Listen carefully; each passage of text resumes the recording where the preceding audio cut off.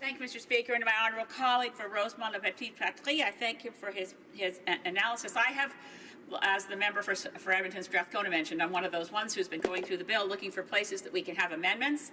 It's very clear that what we have before us now, and I do think it's important, it is better than the so-called SIA 2012, which completely eviscerated environmental assessment in this country and led to now multiple court cases awaiting decisions on Kinder Morgan that are now before the Federal Court of Canada. Many of them relate to the fact that rights of procedural fairness were denied.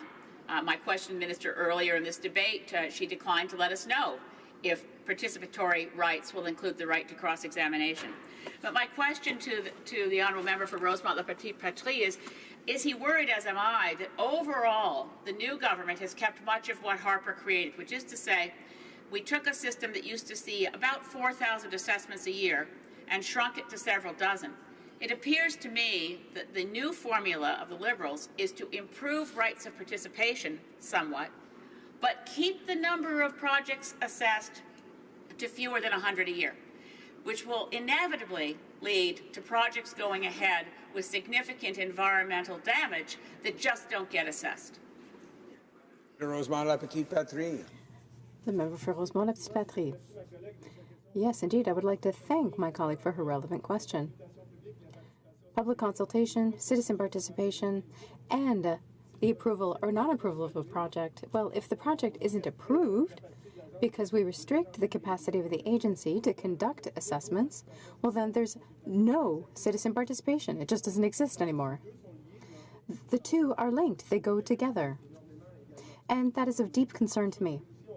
That is why we are also going to examine potential amendments to produce a more robust bill. Compared to nothing, nothing is better. It's not because it's better than nothing that it's really good. For the moment, there's a whole bunch of holes in this, and we are worried about this. Mr. Linden said that unless the Environmental Assessment Act, which is proposed, is substantially revised, as it goes through the parliamentary process, the Canadian Association of Environmental Law concludes that the new assessment process will not reestablish the public's trust and will not guarantee a credible, science-based decision-making process. And that's the public expressing their doubts.